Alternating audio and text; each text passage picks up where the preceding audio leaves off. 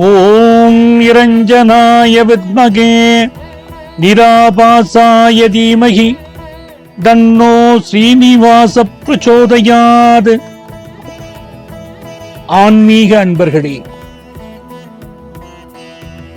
ஜெயா தொலைக்காட்சியுடைய அருள் நேரம் நிகழ்ச்சியிலே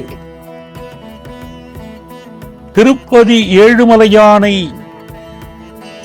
அவருடைய வரலாறை அன்பர்கள்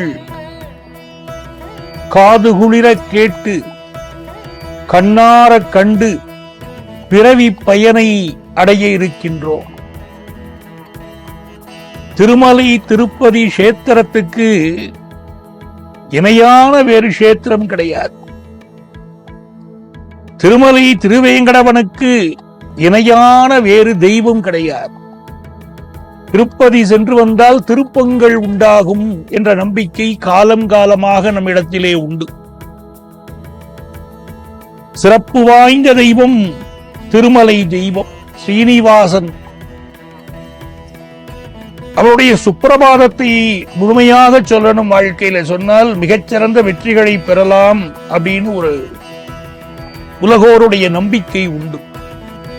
அந்த ஸ்ரீனிவாசனுடைய சுப்பிரபாதத்தை முழுமையாக சொல்வது சிலருக்கு சில நேரங்களில் இயலாது என்று சொன்னால் ஸ்ரீனிவாசனுடைய காயத்ரியை சொல்ல வேண்டும். ஓம் நிரஞ்சனாய வித்மகே நிராபாசாய தீமஹி தன்னோ ஸ்ரீனிவாச பிரச்சோதயாது என்ற அந்த காயத்ரியை தினமும் 108 முறை சொல்லி வர வேண்டும். சொன்னால் திருப்பதி பெருமாளுடைய அனுக்கிரகத்தை பரிபூர்ணமாக பெறலாம். உண்மைதான். ஏழுமலையானை கண்கண்ட தெய்வமாக ஏற்றுக்கொண்ட அவன் அடியார்களுக்கு இந்த ஏழுமலையானுடைய திருநாமமே உயிர் உந்தும் மந்திரம். அவன் கோயில் கொண்டிருக்கும் திருமலையே இந்த பக்தர்களுடைய உலகம். இந்த திருக்கோயிலுக்கு சாதாரண வார நாட்களிலே திருப்பதிக்கு 50,000த்திற்கு மேற்பட்டோர் வருகிறார்கள். அதுவே விடுமுறை தினம், விசேஷ தினம் என்று சொன்னால் லட்சோப லட்சம் பக்தர்கள் அவருடைய அனுக்கிரகத்திற்காக இங்கே தவம் இருக்கிறார்கள். அப்படி என்றால் திருவேங்கடவனுடைய அருட்கருணையே அதற்கு காரணம். வருடத்தில் 365 நாட்கள். அந்த 365 நாட்களிலே 450 திருவிழாக்களும் உற்சவங்களும் இவருக்கன்றி வேறு எந்த தெய்வத்துக்கும் நடைபெறுவதில்லை. அதனால்தான் என்னவோ திருப்பதியை பூலோக வைகுண்டம் என்று சிறப்பித்திருக்கிறார்கள். ஓம் ஹ்ராம் ஹ்ரீம் க்ளீம் ஓம் நம ஸ்ரீ வெங்கடேசாய நமஹ. ஆந்திர மாநிலம் சித்தூர் மாவட்டத்திலே அமைந்திருக்கக்கூடிய திருத்தலம் திருப்பதி. இந்த நகரத்தை ஒட்டியுள்ள திருவேங்கட மலையின் மீதுதான் ஏழுமலையான் கோயில் கொண்டிருக்கிறார். சேஷாத்ரி, நீலாத்ரி, கருடாத்ரி, அஞ்சனாத்ரி, விருஷபாத்ரி, நாராயணாத்ரி, வேங்கடாத்ரி ஆகிய 7 மலைகளுக்கும் அவன் அதிபதி. ஆகவே அவனுக்கு ஏழுமலையான் என்ற ஒரு திருநாமம். திருவேங்கடமும் பத்மாவதி தாயார் குடியிருக்கும் திருப்பதியும் 2 நகரங்கள். அப்படி 2 நகரங்களாக விளங்கினாலும் பொதுவிலே திருப்பதி என்ற ஒரு பெயரில்தான் அழைக்கப்படுகிறது. மலைக்கு மேல் உள்ளதை மேல் திருப்பதி என்றும் மற்றதை கீழ் திருப்பதி என்றும் அழைக்கிறார்கள். தமிழிலே மிகவும் போற்றக்கூடிய சிலப்பதிகாரம், மணிமேகலை ஆகிய காப்பியங்கள் இந்த தலத்தை திருவேங்கடம் என்றே அழைக்கின்றன. திருப்பதியை திருப்பதி என பிரித்தால் திரு என்றால் திருமகள், திருப்பதி என்றால் திருமகளின் நாயகன் என்றும் பொருளாகிறது அல்லவா? திருமகள் பரிபூர்ணமாக வசிக்கும் திருத்தலம். ஆகவே இது திருப்பதி. அது மட்டுமா, வைஷ்ணவ திவ்ய தேசங்களிலே திரு அரங்கத்துக்கு அடுத்ததான தலம் எது என்றால் அது இந்த தலம்தான். ஆழ்வார்கள் மங்களாசாசனம் செய்திருக்கிறார்களா என்று பார்த்தால், ஆழ்வார்களிலே 10 பேர்கள் பாசுரங்களை பெற்ற கஷேத்திரம் இந்த திருப்பதி கஷேத்திரம். திருப்பதியுடைய தல வரலாறு எங்கிருந்து துவங்குகிறது என்று பார்த்தால், தேவலோகத்திலே பிருகு முனிவரிடமிருந்து துவங்குகிறது. ஒரு முறை முனிவர்கள் உலகத்திற்கு சகல நன்மைகளும் பெருக வேண்டும் என்று நினைத்தார்கள். உலகத்திலே துயரங்கள் அதிகமாக இருக்கிறதே, அநீதிகள் அதிகமாக இருக்கிறதே, இவையெல்லாம் அகன்று இந்த உலகத்திலே சகல நன்மைகளும் பெருக என்ன செய்யலாம் என்று அவர்கள் யாகம் நடத்த முதலே தீர்மானித்தார்கள். இந்த யாகத்துடைய பலனை ஒருவருக்கு அளிக்கணும், இது முக்கியம் இல்லையா? யாகத்தில் விசேஷமான விஷயமே இந்த அவிர்வாகம் அளிப்பது. இப்ப யாகத்துடைய பலனை மும்மூர்த்திகளில் ஒருவருக்கு அளிப்பது என்று முடிவானது. அந்த மூவரிலே யார் இதற்கு மிக தகுதியானவர் அப்படின்னு பார்க்க, அந்த பொறுப்பை யாரிடம் கொடுத்தார்கள் என்றால் பிருகு முனிவரிடம் கொடுத்தார்கள். இந்த பிருகு முனிவருக்கு ஞானக்கண் உண்டு. மனிதர்களாகிய நமக்கு புறக்கண்கள் இருக்கிறது, இந்த ஞானிகளுக்கு அகக்கண்ணும் உண்டு. நமக்கெல்லாம் முகத்திலே கண்கள் இருக்கிறது என்று சொன்னால், பிருகு முனிவருக்கு பாதத்திலே ஞானக்கண் உண்டு. நம்ம ESP பவர் சொல்றோமே, எக்ஸ்ட்ரா சென்சிட்டிவ் பவர், எதிர்காலத்தை உணரக்கூடிய ஆற்றல் என்று சொல்கிறோம். அந்த எதிர்காலத்தை உணரும் சக்தியும் உண்டு அவருக்கு. ஆனால் அவருக்கு ஒரு குணம் இருந்தது, அந்த எதிர்காலத்தை உணரும் சக்தியை வைத்துக் கொண்டு பிறரை மட்டம் தட்டுவதிலே அவருக்கு ஒரு அலாதி இன்பம். அதனால் உண்டான அவரது கர்வத்தை பங்கம் செய்ய பரம்பொருளும் ஒரு தருணத்தை எதிர்பார்த்திருந்தது. அந்த தருணம் தான் இப்பொழுது நெருங்கி வந்தது. பிருகு முனிவர் முதலிலே சத்தியலோகம் சென்றார். சத்தியலோகத்திலே யார் இருப்பார்கள்? சரஸ்வதியும் பிரம்மதேவனும் இருந்தார்கள், தனித்து இருந்தார்கள். ஒரு கணவன் மனைவி தனித்து இருக்கிற போது உள்ளே செல்வது நாகரிகம் அல்ல, அனுமதி பெற்றுத்தான் செல்ல வேண்டும் என்பது இல்லாமல் பிருகு முனிவர் அனுமதி பெறாமல் உள்ளே நுழைந்து விட்டார். உள்ளே நுழைந்ததும் அங்கிருந்த பிரம்மா அதை கண்டித்தார். பிருகு முனிவருக்கு கோபம் வந்துடுது. ஒரு முனிவனாகிய நான் வந்திருக்கிறேன், நான் வருகிற போது அனுமதி பெறாமல் ஏன் வந்தாய் என்று இந்த பிரம்மா கோபிக்கிறார். இந்த பக்தரை, என்னுடைய பெருமையை உணராத இந்த பிரம்மதேவனுக்கு நீ உலகிலே பூஜையே நடக்காது என்று சபித்து விட்டார். முதல் சத்தியலோகம் போயாச்சு, அடுத்தது கைலாயம் செல்லணும். சத்தியலோகம் என்பது பிரம்மனுடைய இருப்பிடம், கைலாயம் என்பது சிவபெருமானுடைய இருப்பிடம், அடுத்தது வைகுண்ட லோகம். வைகுண்ட லோகம் என்பது பெருமாளுடைய ஸ்தலம். திரு கைலாயத்திற்கு செல்கிறார். அங்கே போனால் அங்கே சிவனும் பார்வதியும் தனித்திருக்கிறார்கள். அங்கே இருந்த தடைகளை எல்லாம் பொருட்படுத்தவில்லை. இவருக்கு தான் பிருகு முனிவருக்கு தன்னை யாரும் தடுத்தால் பிடிக்காதே, ஆகவே தடையை பொருட்படுத்தாது உள்ளே நுழைகிறார். எப்படி பிரம்மன் கண்டித்தானோ அதை போல இங்கே சிவனார் கோபித்தார் பிருகு முனிவரை பார்த்து. பிருகு முனிவருக்கு கோபம், என்னை நீ தடுக்கிறாய், ஏன் இந்த நேரத்திலே நுழைந்தாய் என்று கேட்கிறாய்? சிவபெருமானே, உனக்கு பக்தர்களை எதிர்கொள்ளக்கூடிய பக்குவம் கூட இல்லையே என்று சிவபெருமானுக்கு இவர் சாபம் கொடுத்தார். பிருகு முனிவர் அவர் பிரம்மனுக்கு கொடுத்த சாபம், பிரம்மா உனக்கு பூலோகத்திலே கோயிலே கிடையாது என்ற சாபத்தை கொடுத்தார். ஈசனுக்கு என்ன சாபம் கொடுத்தார் என்று சொன்னால், ஈசனே இந்த பூலோகத்திலே இனி உனக்கு லிங்க ரூபம் தான் இருக்கும் என்று சாபம் கொடுத்தார். அந்த லிங்க ரூபத்துக்கு தான் பூஜை நடக்கும் என்று சபித்தார். அடுத்து பார்த்தார், இன்னும் ஒரு லோகம் மிச்சம் இருக்கிறது, அது வைகுண்டம், அங்க போகலாம் சென்றார். அங்கே சயனத்தில் இருந்தார் திருமால். முனிவர் வரப்போகிறார் என்று அவருக்கு தெரிந்திருந்தார். முனிவரின் வருகையை அறிந்தும் அறியாதவராக அறிதுயில் கொண்டிருந்தார். அந்த துயிலுக்கு பேரு அறிதுயில், அறிந்தும் அறியாமல் இருப்பார். தூங்குவது போல் பாசாங்கு நாங்க நம்ம ஊர்ல அறிதுயில் கொண்டிருந்தார். மிகுந்த கோபம் கொண்டார் பிருகுமுனி.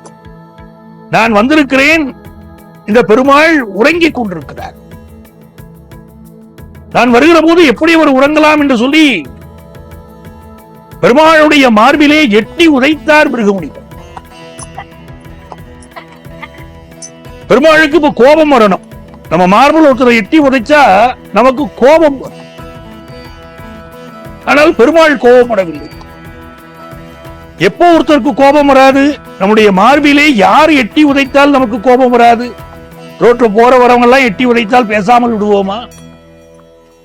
ஆனால் அதுவே நம்ம வீட்டிலே சின்னஞ்சிறு குழந்தை ஒன்று சிறுகை நீட்டி அழாவி நம்முடைய கைகளிலே இது தமிழக்கூடிய காலத்திலே இது குழந்தையை எடுத்து கொஞ்சுகிற போது, மார்போடு சேர்த்து அணைக்கிற போது, அந்த குழந்தை நம்முடைய நெஞ்சிலே எட்டி உதைக்கிறது. மனமெல்லாம் ஆனந்தமாக நமக்கு இருக்கிறது. அந்த குழந்தையை மீண்டும் நெஞ்சரியிலே கொண்டு போய் அப்பாவுடைய நெஞ்சிலே இன்னும் எட்டி உதை என்று சொல்கிறோம். ஆக உலகத்திலே குழந்தை உதைத்தால் மட்டும்தான் நமக்கு அது ஆனந்தமாக இருக்கிறது. மற்றவர்கள் எட்டி உதைத்தால் கோபம் வருகிறது. இப்பொழுது எம்பெருமானுக்கு இந்த பிருகு முனிவர் தன்னுடைய மார்பிலே எட்டி உதைத்தவுடன் கோபம் வரவில்லை. என்ன காரணம் என்று பார்த்தால், குழந்தையாக பாவித்தார் பிருகு முனிவரை. குழந்தை மார்பில் உதைத்தால் தந்தைக்கு சினம் எழுமா என்ன? அதே நேரம் இந்த குழந்தைக்கு ஒரு துடுக்குத்தனம் இருந்தால் அதை களைவதும் தந்தையின் பொறுப்புதானே. பிருகுவுடைய பாதம் நோகுமோ என்று பிருகுவின் பாதத்தை பிடித்து விடுபவர் போல் பெருமாள் பாவித்தார். இந்த பிருகு முனிவருக்கு பாதத்திலே கண் என்று முதலிலே சொன்னேன். இந்த பாதத்தை பிடித்து விடுவது போல் அதில் இருந்த ஞானக்கண்ணையும் பெருமாள் பிடுங்கி எறிந்து விட்டார். பிருகு முனிவருக்கு ஒரு ஆச்சரியம், பகவான் சாந்தமாக இருக்கிறாரே, நான் மார்பிலே எட்டி உதைத்தேன், ஆனால் அந்த பெருமாள் சாந்தமாக இருக்கிறாரே, இந்த பெருமாள் தான் நம்முடைய யாக பலனை ஏற்பதற்கு தகுதியானவர் என்று பிருகு முனிவர் முடிவு செய்தார். ஆனால் என்ன விசேஷம் என்று சொன்னால், திருமாலுடைய மார்பு யாருக்கு உரியது என்று சொன்னால் திருமகளுக்கு உரியது. அவள் குடியிருக்கக்கூடிய மார்பு திருமாலுடைய மார்பு. அந்த மார்பை எட்டி உதைத்து விட்டார் இந்த பிருகு முனிவர். திருமார்பை இந்த முனிவர் எட்டி உதைத்து விட்டார். ஆனால் தன்னுடைய ஆசை கணவன், அன்பு நாயகன் இந்த பிருகு முனிவரை கண்டிக்கவில்லையே என்று மகாலட்சுமிக்கு ஒரு வருத்தம். திருமகள் அந்த வருத்தத்திலே, நான் குடியிருக்கக்கூடிய உன்னுடைய மார்பை அந்த பிருகு முனிவர் எட்டி உதைத்தார், நீங்கள் அவருக்கு தண்டனை தரவில்லையே என்ற வருத்தத்திலே திருமகள் பெருமாளை விட்டு பிரிந்தார். பூலோகத்திலே ஆகாசராஜனுடைய மகளாக அவதரித்தார். மாலவனால் மலர் மகளை பிரிந்திருக்க முடியுமா? அவளை தேடி பூலோகத்திற்கு வந்தார் பெருமாள். அவரை வகுளாதேவி மகனாக ஏற்றதும், பின்னர் அவர் வேடனாக வந்து பத்மாவதியை சந்தித்ததும், அவளை மணந்து கொள்ள ஆசைப்பட்டதும், வகுளாதேவியின் முயற்சியால் ஆகாசராஜனின் அனுமதி பெற்று பத்மாவதியை பெருமாள் மனம் புரிந்ததும், கல்யாணம் பண்ணிக்கிறதுக்காக குபேரனிடம் கடன் பட்டு அந்த கடனை இன்று வரையில் அவர் செலுத்திக் கொண்டிருக்கும் கதையும் நாம் எல்லோரும் அறிந்த கதைதானே.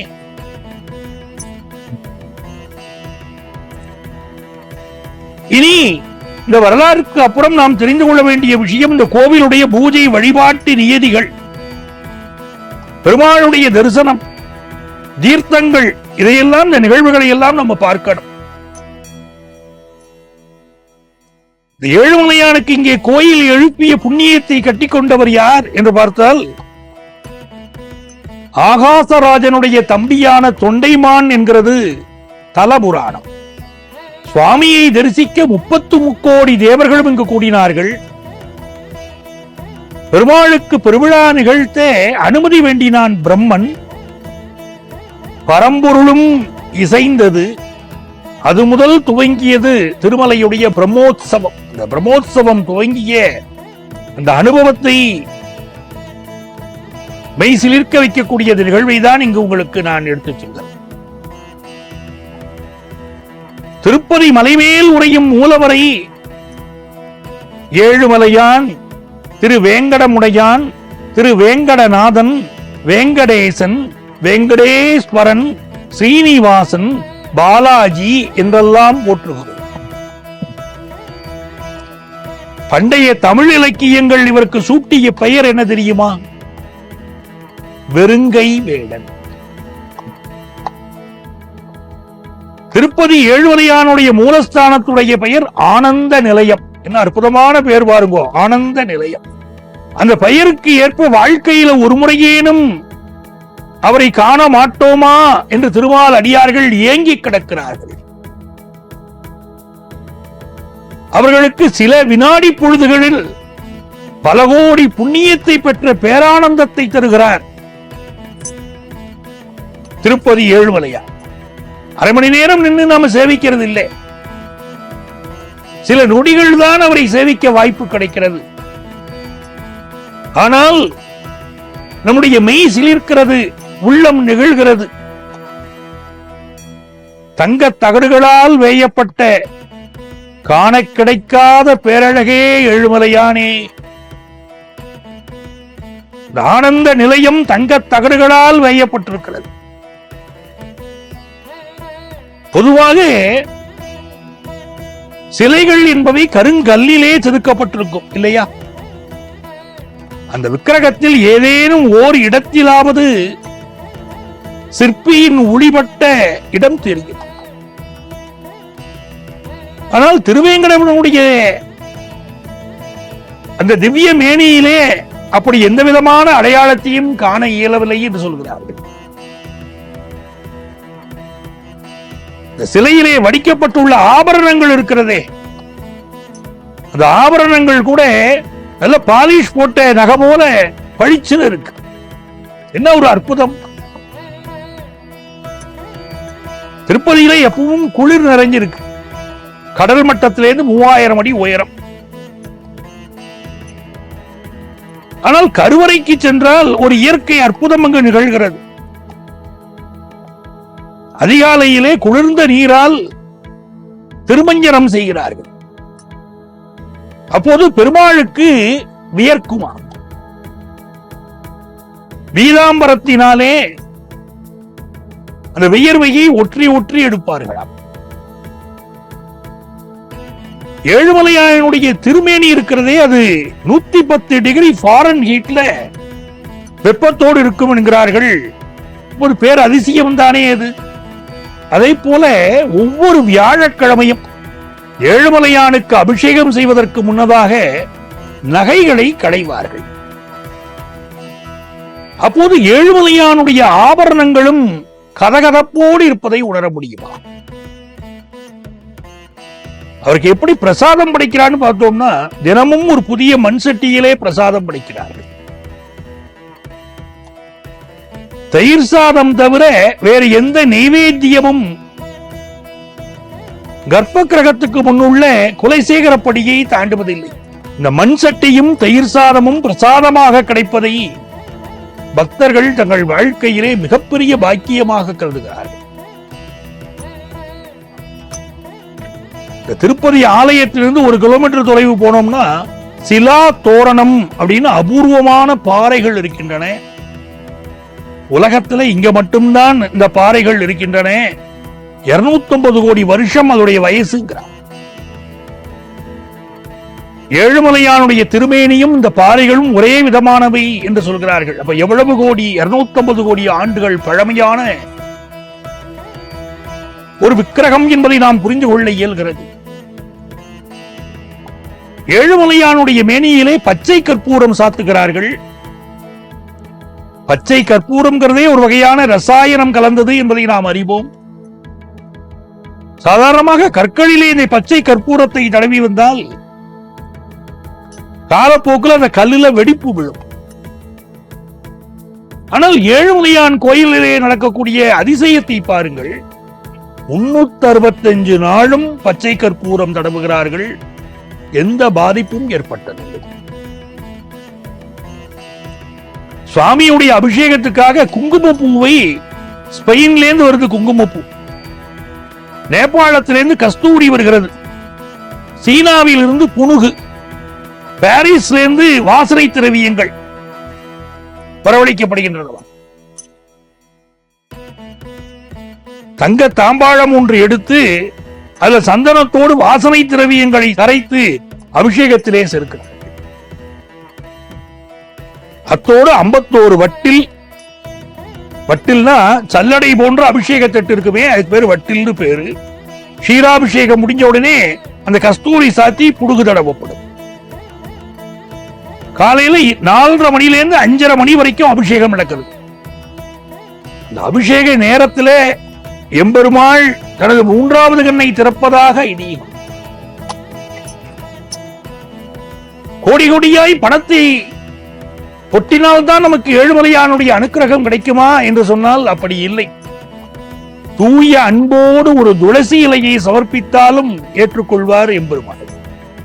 பெருமாளுக்கு உகந்தது துளசி. ஆனால் இந்த பெருமாளுக்கு வில்வத்தாலேயும் அர்ச்சனை உண்டு. வெள்ளிக்கிழமைகளிலும் மார்கழி மாதங்களிலும் வில்வார்ச்சனை செய்யப்படுகிறது. சிவராத்திரி அன்னைக்கு திருப்பதியில கஷேத்திரபாலிகா அப்படிங்கிற ஒரு உற்சவம் நடக்கிறது. அன்னைக்கு உற்சவ பெருமாளுக்கு வைரத்தில விபூதி நெற்றிப்பட்டை சாற்றப்படுகிறது. நல்லா பார்த்துக்கணும். நம் பெருமாளுக்கு வில்வத்தினால் அர்ச்சனை. அந்த கஷேத்திரபாலிகா அன்னைக்கு அந்த உற்சவம் நடக்கிறதே, அப்போ பெருமாளுக்கு விபூதி நெற்றிப்பட்டை அது சாத்தப்பட்டுதான் வீதி உலா நடைபெறுகிறது. இன்னொரு விசேஷம், தமிழ்நாட்டில் ஸ்ரீவில்லிபுத்தூர் கோயிலில் இருந்துதான் இந்த ஆண்டாள் அணிந்த மாலைகள் திருப்பதிக்கு கொண்டு செல்லப்பட்டு ஏழுமலையானுக்கு சாத்தப்படுகிறது. திருப்பதி கஷேத்திரத்தில் விழாக்களுக்கு பஞ்சமே இல்லை. வைகுண்ட ஏகாதசி, ராம நவமி, கிருஷ்ண ஜென்மாஷ்டமி என்று வைணவ பண்டிகைகள் அனைத்தும் மிகச் சிறப்பாக கொண்டாடப்படுகின்றன.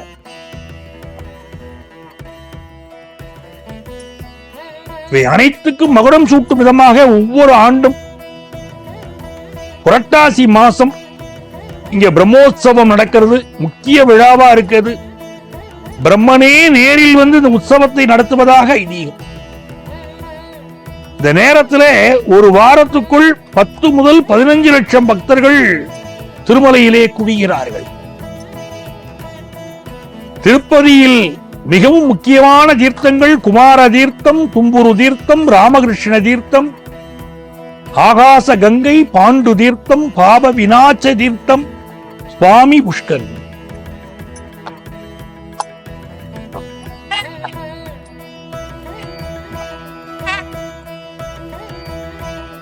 திருப்பதியிலிருந்து 20 கிலோமீட்டர் தொலைவில் ஸ்ரீ நிவாச மங்காபுரம். பழங்காலத்தில் பெருமளவில் பயன்பாட்டில் இருந்து இப்போ திருப்பதி தேவஸ்தானத்தால் சீரமைக்கப்பட்டிருக்கு. பிரதான கோவிலான திருப்பதி மலைக்கோவில் மட்டுமல்லாமல் இங்கு ஸ்ரீ வராக சுவாமி கோவில், ஸ்ரீ வெங்கடேஸ்வர சுவாமி கோவில், ஸ்ரீ பத்மாவதி கோவில், ஸ்ரீ கோவிந்தராஜ கோவில், ஸ்ரீனிவாச மங்காபுரம் ஆகிய ஆலயங்களும் இந்த நகரிலே காணப்படுகின்றன. மலைக்கு மேல் ஸ்ரீ ஆதிவராக மூர்த்தியை தரிசித்து விட்டுதான் ஏழுமலையானையும் மற்ற சன்னதிகளையும் தரிசிக்க வேண்டும்ங்கிறது ஐதீகம். ஆகாச கங்கை, பாப விநாச நீர்வீழ்ச்சி ஆகிய தீர்த்த தலங்களையும் பக்தர்கள் தரிசித்து வர வேண்டும்.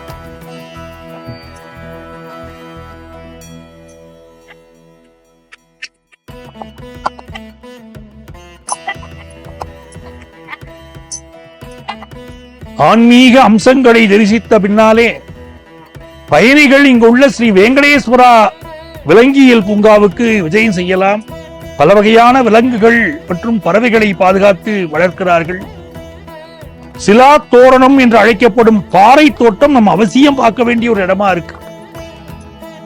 திருப்பதி சென்று திரும்பி வந்தால் வாழ்க்கையிலே திருப்பம் ஏற்படும் என்பதுதானே ஆன்மீக உலகிலே நம்முடைய உள்ளங்களில் இருக்கக்கூடிய அசைக்க முடியாத நம்பிக்கை. நாமும் திருப்பதிக்கு சென்று ஏழுமலையானை தரிசித்து விட்டு வந்தால் நம் அனைவர் வாழ்விலும் இன்பங்கள் பல மலர்ந்து ஒளிமயமான எதிர்காலம் காத்திருக்கிறது நமக்கு என்பதிலே ஐயமில்லை. ஓம் ஸ்ரீனிவாசாய நமஹ.